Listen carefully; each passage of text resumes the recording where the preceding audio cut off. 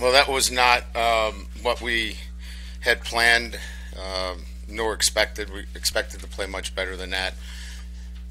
Certainly, when you fumble the open kickoff and give a extra possession to a team that obviously plays fast and loves extra possessions, and then give them another 3 points, it's bottom 10 points in special teams, you put yourself in a huge hole. That's what we did, and then our details were not very good. I mean, look, I could stand up here all day. That falls on coaching. That's on me, and I have to coach better. We've got to coach better. We've got to coach our team better. That's the group we have, and we've got to coach them better. Congratulations to Tennessee, and they played well today. They were the better football team, and they certainly deserve the win today. But have to coach this football team better. That's the bottom line. So, questions?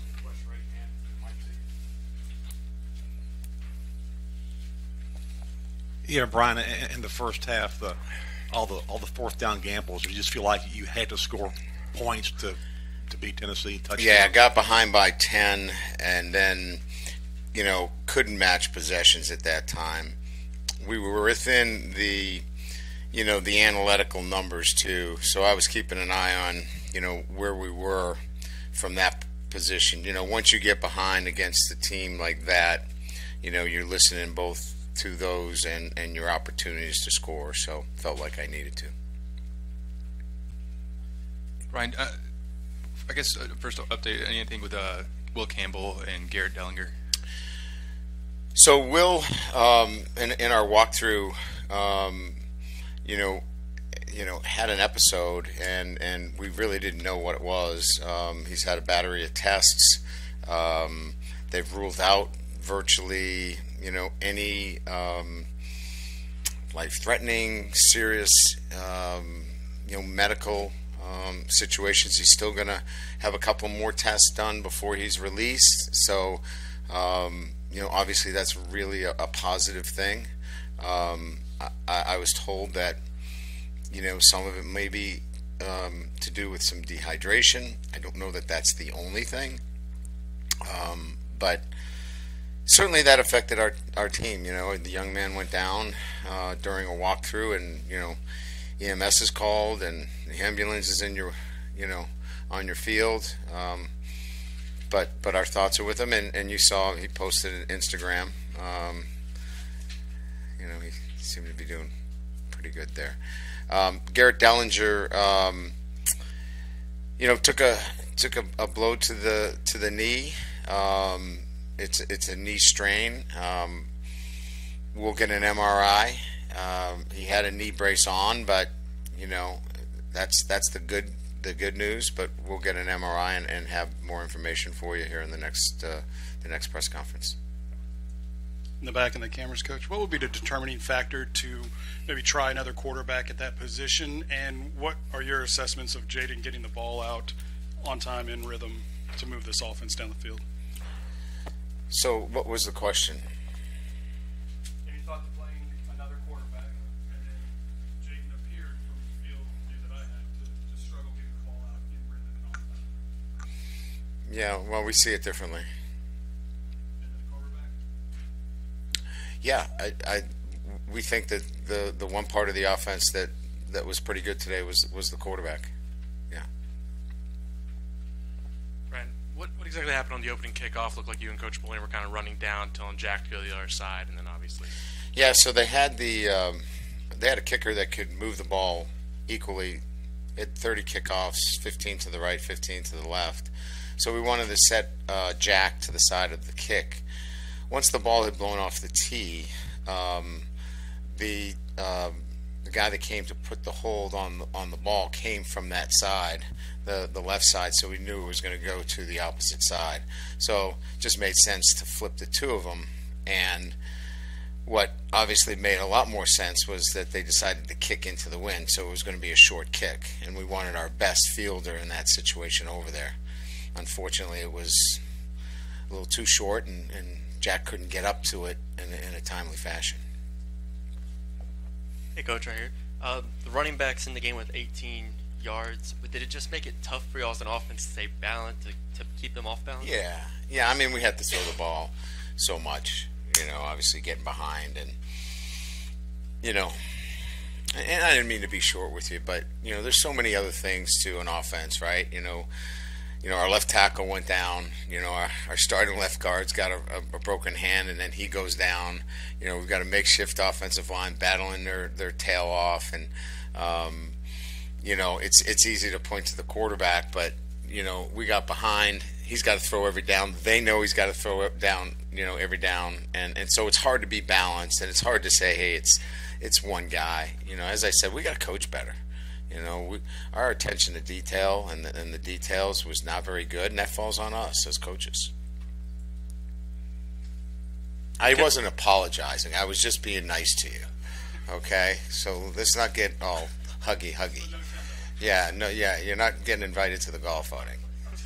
Coach, at this point, do you think there needs to be like a week-to-week change in how special teams is addressed and coached with like multiple weeks of mistakes in different areas? Like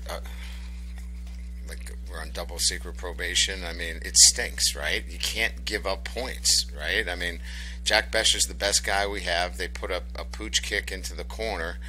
I mean, he's got to haul up there and catch that football. I mean, that's the best guy we got. Now, I'm back there with him, and we're working on those kicks.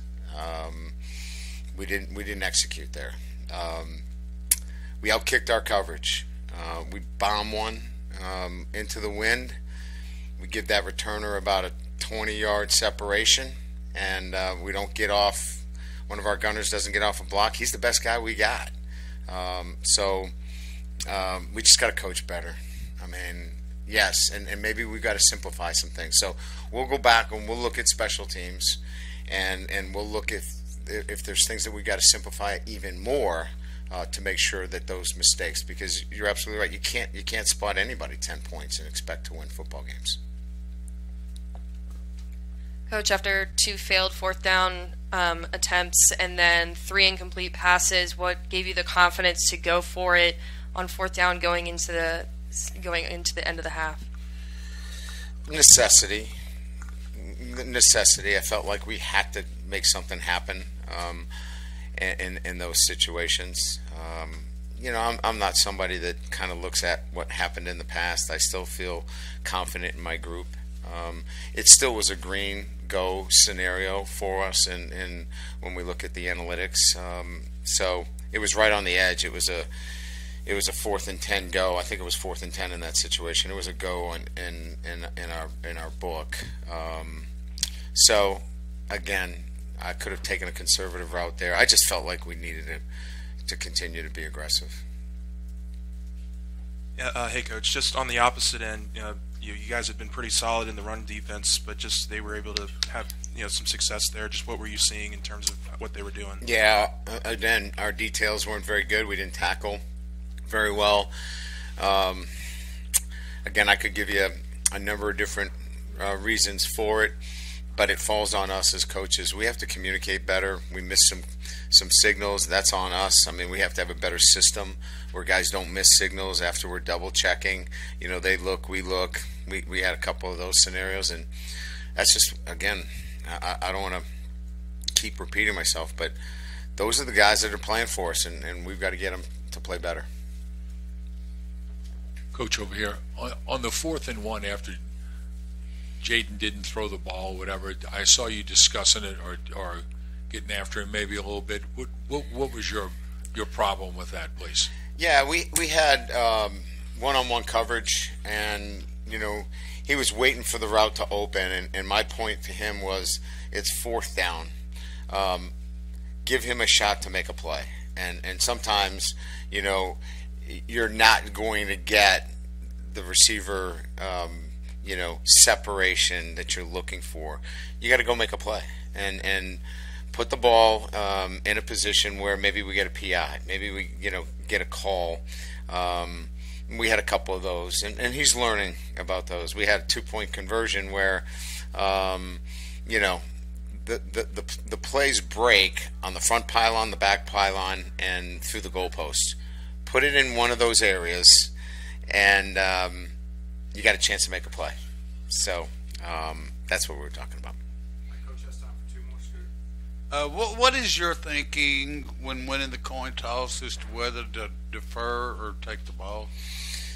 Yeah, I mean, I had that question last week. We deferred last week. I felt like getting our defense on the field against Auburn's offense was the right thing to do. But with this offense, you don't want to give them any more possessions. And so that was what went into my thinking this past week. Coach, in your first year, I'm sure you're trying to build them up, be positive and confidence and whatnot. Is there anything positive in a game like this that's a little bit humbling, and to say, this is how far we've got to go, to get where we want to be? Well, I mean, obviously it allows you to really look at clearly, the areas that you have to support the program in, and certainly, the old line, we don't have anybody walking through that door that's going to change this football team dramatically, right? So we have to focus on ourselves as coaches and do the things necessary to make this team better. We may be slow to the punch in terms of going to 7-man protection to help our offensive line. We're going to have to do some things like that and help this football team. They want to win. They're going to play hard.